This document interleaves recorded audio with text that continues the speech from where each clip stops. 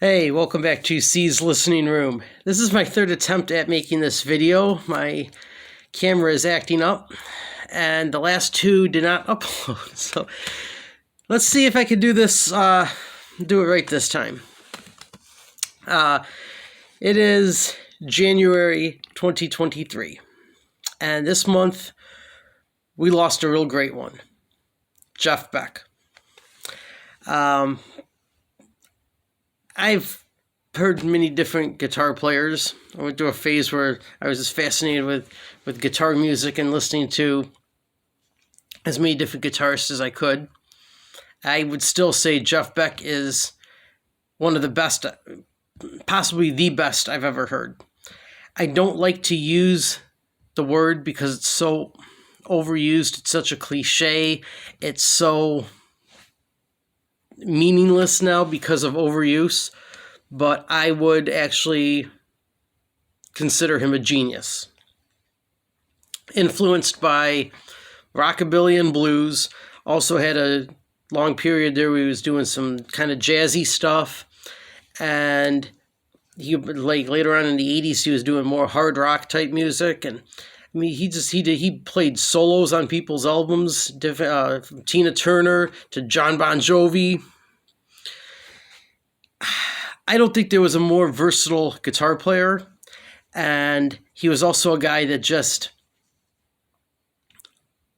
wouldn't sit still. He wouldn't play one style and get comfortable with it and stick to it.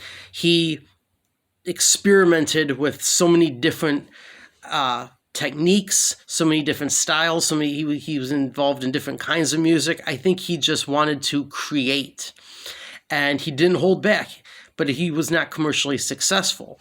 You have guys that he's been compared to from his era. Well, I mean, we say his era because his music stretched across many different eras.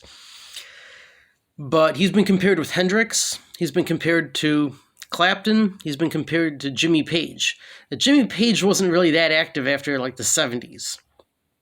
Hendrix was more of a psychedelic player, and he was more radio friendly. There was a lot of singing. His music had vocals, more of a rhythm to it. Clapton was a blues player. Again, a lot of vocals, more structured songs. Jeff Beck was more of a soloist. He would hire different singers to perform on his albums, on his songs. But a lot of his stuff was instrumental. It wasn't really aimed at a commercial audience. It wasn't aimed at terrestrial radio. He just basically would pick up his guitar and try to invent something. And he did not have a signature sound. He did not have a signature style. He had multiple sounds and multiple styles. He did whammy bar work. He did some great slide work. He did. He could make his guitar sound like power tools and car engines. He was just all over the place stylistically, with the techniques, with sounds. I just don't know of any other guitarist that was as versatile as he was and as good at different styles as he was. He just constantly evolved, and in one song he could be playing two different things. He could start out playing some blues or some Western style slide, and then he'd be doing heavy metal dive bomb guitar effects. Brilliant. Probably a talent we will never see or hear again. I just don't think that something like that it can be accomplished. I don't think most humans could accomplish that. That was God-given talent.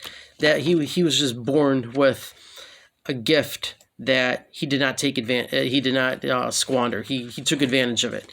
He did not take it for granted. He went out there and he made a career out of a talent for playing that I don't think anybody else could top. And so today we're going to talk about his album from 2000, You Had It Coming. This is Jeff Beck doing what he did. He basically got some producers in there that gave him a new, fresh, more advanced sound, some slick production, and he went to work. Now, you don't buy a Jeff Beck album to listen to a band. He was a solo artist. He was a guitar soloist. A lot of people aren't going to like music like this. A lot of people want to hear more of a band. You don't. It's like buying an R&B album. You don't listen to R&B for the drums, for the bass guitar. You don't even really listen to it for the keyboards. You listen to it for the vocals, for the singer. You listen to it for the name that's on the album. It's often very sparse.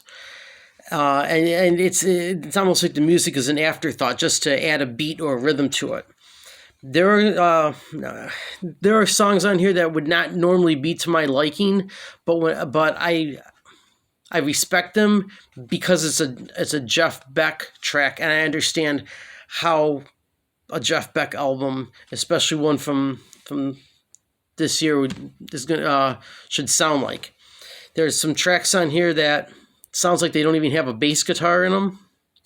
There's some tracks where it sounds like they're just using drum machines. So there's a lot of programming, there's a lot of technology that's involved in this album, but that's kind of part of what makes it great.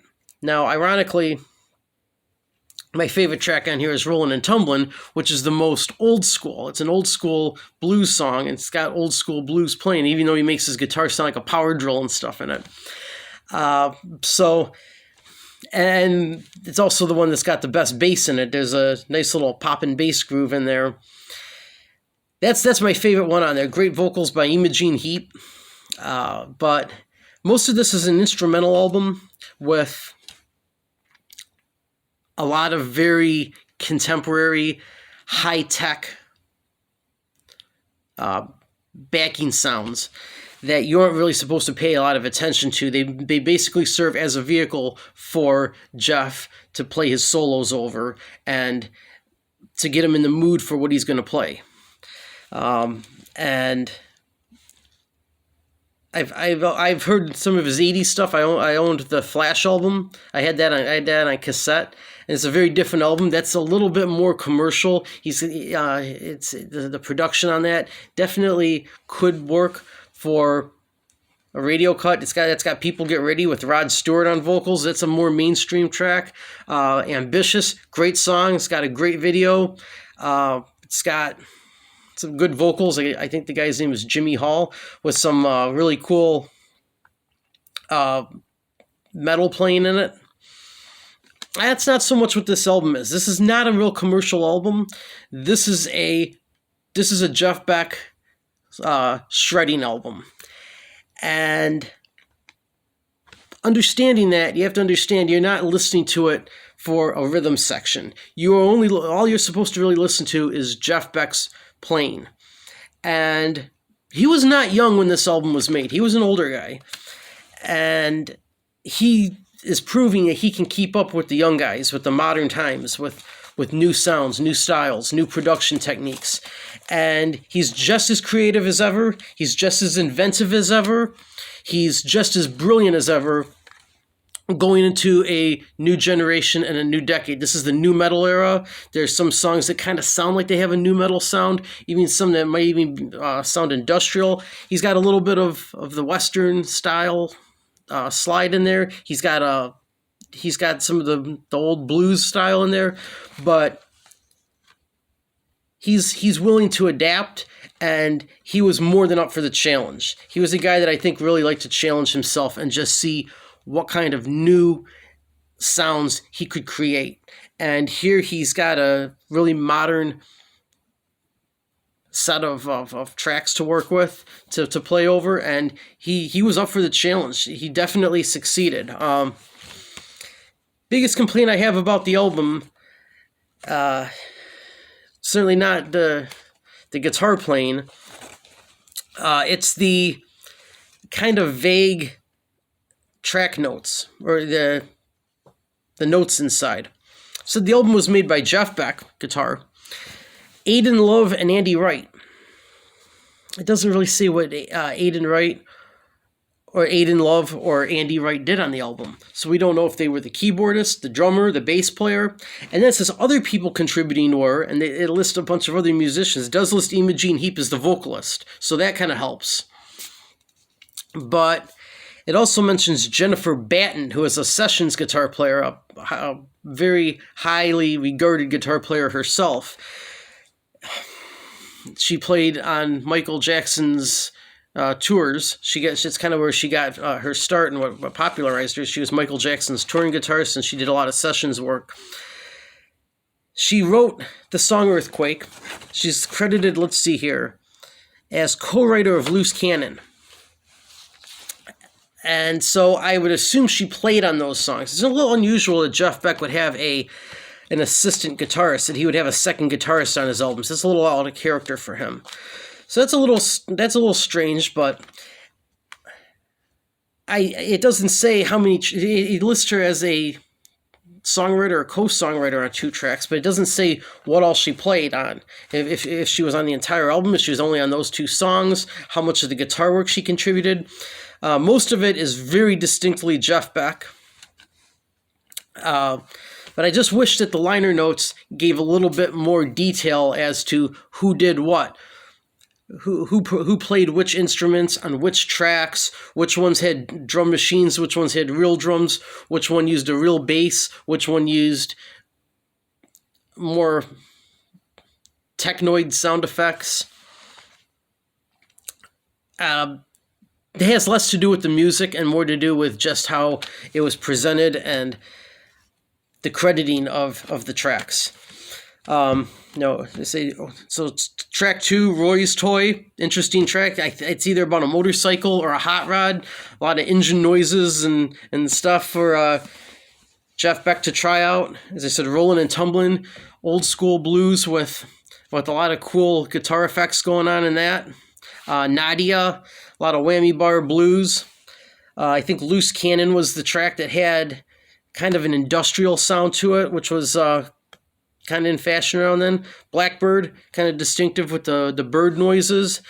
Mostly, as I said, mostly an instrumental album.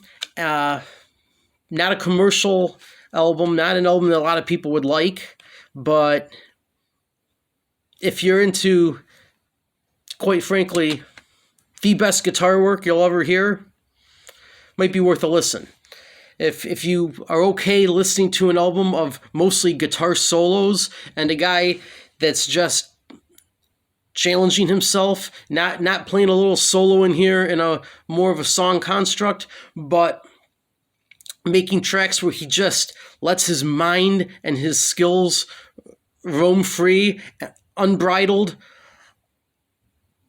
outside of the box guitar brilliance, then and you really don't want to listen to any distractions like drumming or for the most part bass playing, and you just want to hear a guy go out there and naturally play guitar to the best of his abilities, then this is the album that you would get. Again, I would probably go with Flash from the 80s if you want something that's a little easier to digest for most mainstream taste or most people's, I would say just most people's tastes. Flash is a good album. As I said, it's a little more commercial, so that's maybe a better starting point for most people. But if you want to hear him not completely unrestrained, unconfined to anything, and just going all across the musical map and trying all these different sounds and styles like he was good at, this album is a very strong album. It shows his versatility, and best of all, it shows that he could still make music with changing technology. I think it's really an important part of the Jeff Beck chapter, or an important chapter of the Jeff Beck story.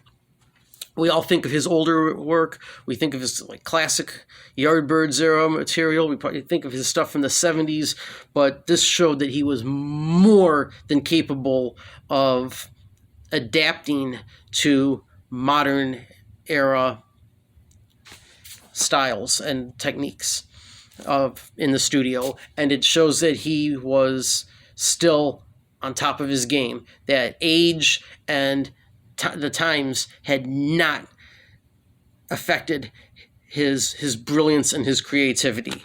So as a showcase of Jeff Beck's guitar playing, I would give You Had It Coming a 4 out of 5 star rating. Not one of his classic albums, but still, considering how late in his career this was, and considering all the different changes that had taken place in recording and everything, he was more than up for the challenge. He succeeded in keeping it current while staying true to himself, and he does not let people down with this. Outstanding playing, brilliant album from possibly the greatest genius in contemporary guitar. 4 out of 5 stars. You had it coming. Rest in peace, Jeff.